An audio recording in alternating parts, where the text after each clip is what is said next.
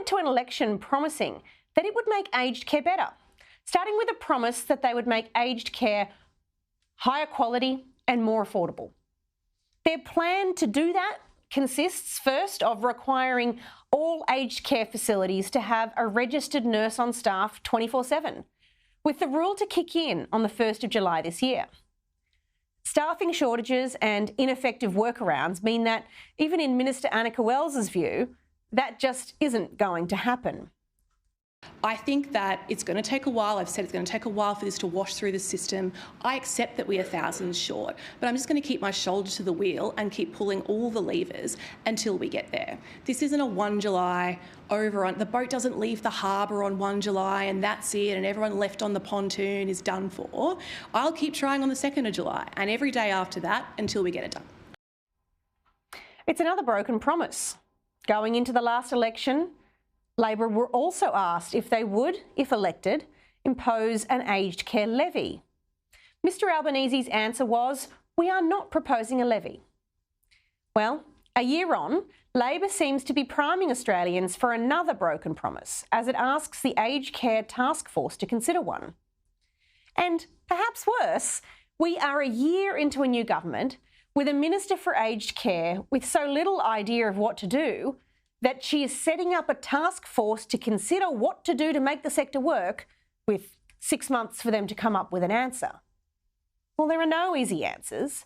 And given Mrs Wells has had a year to settle into the role and familiarise herself with it, it looks a lot like giving up that her big, bold action to improve quality and affordability consists of failing to implement 24/7 nurses and then asking a task force to sort out the rest. Ian Henschke is Chief Advocate for National Seniors Australia, and he joins me now to break down the issues. Ian, thank you so much for joining me tonight. Two of the Aged Care Royal Commissioners, in slightly different ways, recommended a 1% flat tax to be paid by Australians, much like the Medicare levy, to cover the cost of aged care. Labor had ruled that out before the last election, but is this referral to the task force an attempt to wriggle out of that commitment? Well, I'm not sure whether it is or it isn't. The thing that I'm a bit concerned about is that this is going to become politicised, and I would remind you that Peter Dutton actually said in his budget reply, I want to work with the government to ensure that we have an aged care system that is sustainable, and I'm a person of my word. So I do hope this doesn't become a political football. And I do like the idea that Mr Dutton has said he wants a respectful, dignified, world-class aged care system. And he said to have that, it will be funded by residents or taxpayers. So he's struggling with it as well. I also found it very interesting that in the Aged Care Royal Commission, we had Mr Costello and Mr Keating both giving evidence. And Mr Costello said he found the whole system confusing. And he said, you've got to make it simple. Mr Keating said he would like to see a system, a bit like a HEX system, HEX debt, where you got the good quality aged care and then they could take that back as a loan.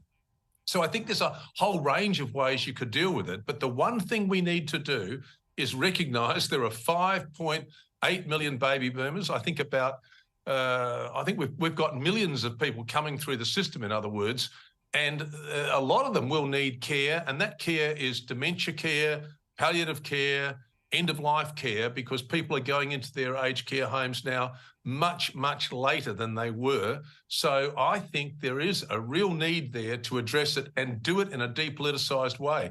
I mean, one of the recommendations that we put forward was have someone like the Productivity Commission look at it and say, look, this is the best way forward. And then we'd like to see both sides of Parliament or all sides of Parliament agree on it and then just simply put it in place. Otherwise, we don't want to see arguments go on for the next couple of years, because the Royal Commission finished almost 2 years ago. It most certainly did. You've made a quite compelling point there, and you've made it before, that Australians are waiting until they are older to go into care now, preferring to stay at home for as long as possible. And the consequence is that nursing homes these days need to be a lot less like retirement villages and a lot more like hospitals. Well, Would in fact, a levy they're more like just allow...